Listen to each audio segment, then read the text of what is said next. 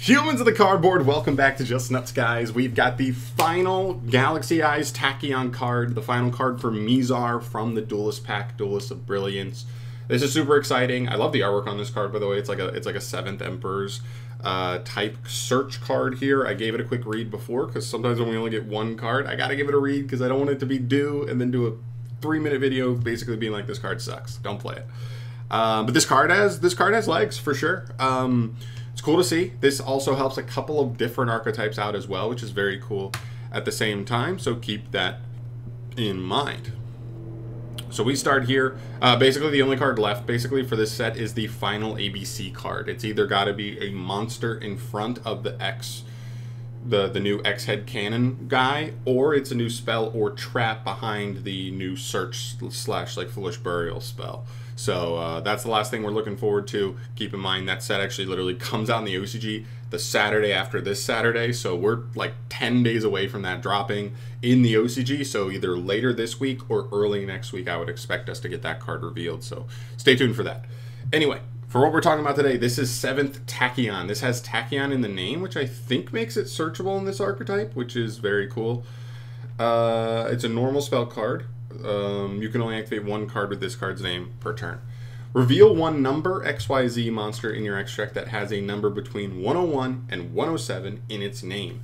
That's cost. You cannot special summon from the extract for the rest of this turn after this card resolves, except XYZ monsters. That's your big restriction. This card actually could have been like a crazy generic searcher if it didn't have that stipulation. Also, add one monster with the same type and or attribute as the revealed monster and an equal level to its rank from your deck to your hand, then place one card from your hand on top of the deck. Okay, so quick on the downsides here. Of course, being locked into XYZ monsters really hurts this. This basically means this is pretty strict support for the archetypes that are meant to be your 7th Emperor archetypes, 101 through 107. That's basically what this is designed for. There are cards you can search outside of those archetypes, but being locked in Exceeds fully for the rest of the turn probably kills those archetypes from being actual options there.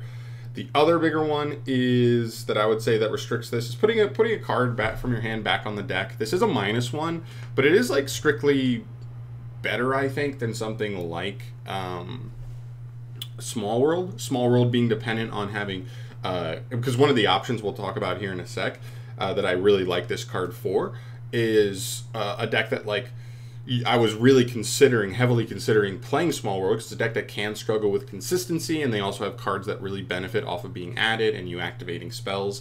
But the problem with Small World is like it is contingent on opening a monster with it. Sometimes you don't always like the monster you're putting back. And some of these decks are going to have some random brick cards, and sometimes they're like engine requirement bricks where like you don't want to banish them with something like Small World because then they're just out of rotation and you cannot utilize them at all. At least this effect puts it back, which allows you to get access to it later in the turn, later in the duel, whatever. It is on top of the deck, so be careful with that like putting something on top of the deck is a little bit funny. Just because if you aren't able to go back into the deck, you will draw it. So if you put a brick there, you are guaranteeing you're drawing it next turn if you can't get the deck shuffled again. That's a small thing though.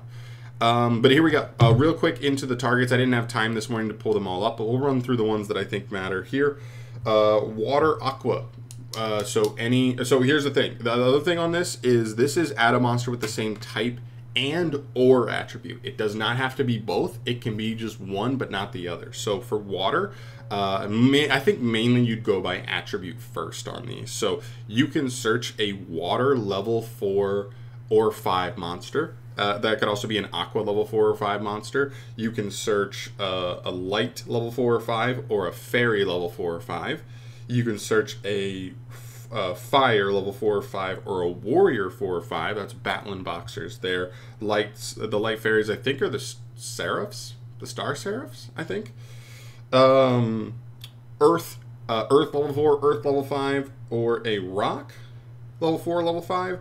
And the archetype that this is obviously supposed to be designed for, the main one, you'll probably be utilizing this in that deck, but there's actually a couple of these other ones are cool, interesting options, is light, level 8s and level 9s, as well as dragons, dragon level 8s and level 9. I think that one could apply for just random level 8. I mean, this technically searches like Chaos Dragon Legionnaire, right? So if you play that as a one-off, that's like a utility card you can get to help push through boards going second in cool scenarios. But yeah, all in all, pretty cool. I think this obviously helps this archetype. It's a nice consistency piece added on to them. I think the other bigger ones that I have off the top of my head, correct me if any of these other ones are like a little more relevant than I'm giving them credit for. I think sharks are a pretty big one here. That's the archetype I was alluding to earlier, where I was considering Small World, but like having to banish a monster in hand. It's not always great sometimes, but sharks also play like the Armored XYZ cards, and some of the sharks you play are just like engine requirements, like Crystal Shark and Right Hand Shark, XYZ or more. They're not always great starters, so putting them back, getting access to them later in the turn, that's not the worst thing. I like having to put those back. And it is a consistency spell card that searches the new shark, the new double fin shark or whatever, I can't remember what his new name is, which turns him on because you activated a spell this turn, and it just fits a little bit better with what the deck wants to do. And all you have to do is play either your you either have to play like the Hope Harbinger, what the frick is his name? The Honor Arc, Silent Honor Arc, or the big Silent Honor Arc. But the deck can already make Silent Honor Arc, so that's actually not even the worst like rank 4 to have in the deck anyway. So I think that's probably the one just as a reveal target. You could also play the level 5, those C101, just so you can search Abyss Shark, but in most scenarios you'd be searching the new double fin shark anyway, and then he search Abyss Shark from there. So you just have to pick what you want there. But all in all, pretty nice card for a couple different decks. I don't. The other one is Utopia, because Utopia does play warriors. So for the Fire Warrior guys, you could just play one of the Battling Boxers, and that searches like multiple of their like warrior level 4 guys, which is not nothing. Like, you know what I mean? This could actually be like an okay consistency card for Utopia.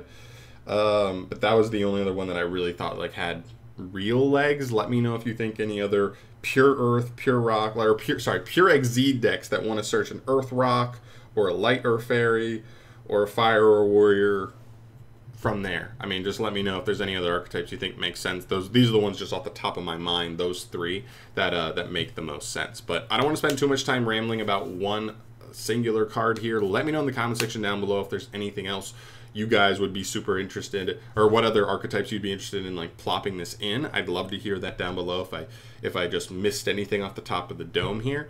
But thank you so much for watching, guys. As always, stay tuned for more news videos. This is sweet. I can't wait for that final Kaiba XYZ card to come out, because that support actually looks pretty creamy. We'll talk about that when it drops though. Thanks for watching, guys. I'll see you in the next video. Peace.